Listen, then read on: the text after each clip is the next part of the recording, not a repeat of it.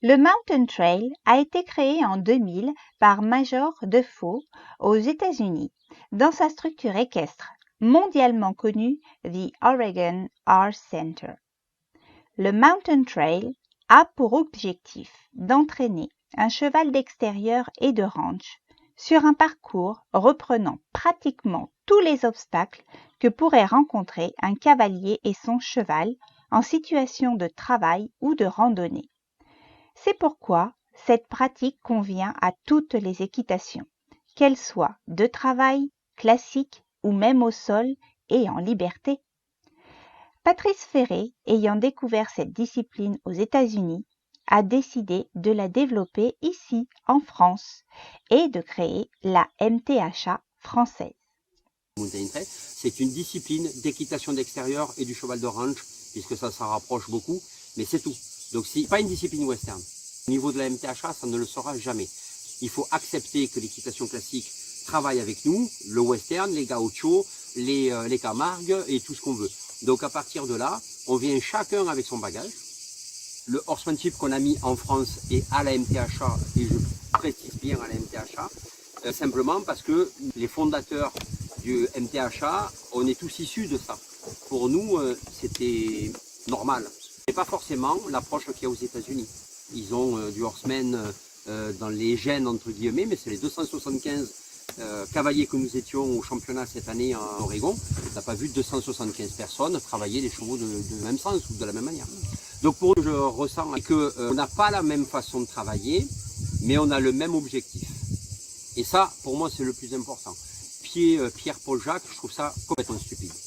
Voilà. Votre intégrité, elle vous est propre, et avec ça, vous piochez chez l'un, chez l'autre, et vous vous construisez. Et c'est ça, moi, que je trouve beau dans le Mountain Trail, c'est qu'on doit respecter, on ne s'impose pas. C'est qu'on ne voudrait pas, c'est voir l'évolution du Mountain Trail qui ressemblerait à une discipline X ou Y. Le Mountain Trail en est une. Elle doit, à mon avis, être complémentaire des autres. Elle ne doit pas remplacer, elle doit permettre de s'améliorer dans la relation. Mais on est obligé de dire, dans l'œil du juge, pour le Mountain Trail, on attend ça, on ne veut pas ça.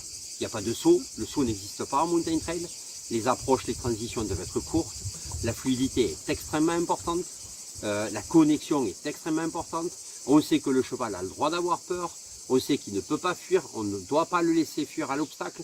Mais par contre, on n'éduque pas sur le parcours. On dit, ça c'est une mauvaise réponse, on contre. Ça c'est une mauvaise réponse, on contre. Et quand on en a fait 2, 3, souvent quand on a eu travaillé ensemble, on passe à un obstacle suivant. L'objectif, c'était pas traverser le pont. C'était est-ce que tu t'approches du pont?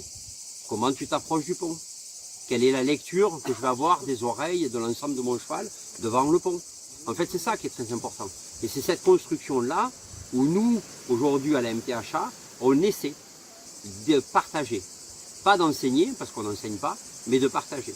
Donc si chacun y met un peu de sa volonté, de la lecture et de ce qu'on peut, je pense qu'on peut faire de belles choses ensemble, qu'on soit de l'équitation classique ou qu'on soit de l'équitation western ou autre. Et avec vos outils, on n'essaie pas de vous changer. On en revient à une phrase utilisée par Stéphane Bigot, avoir la fermeté d'un maître d'école, le calme d'un moine, la bienveillance d'un père. Je pense qu'avec ça, on peut se retrouver sur les parcours de Mountain Trail. Voilà. Ah là là, Patrice, je crois qu'on pourrait t'écouter parler pendant des heures.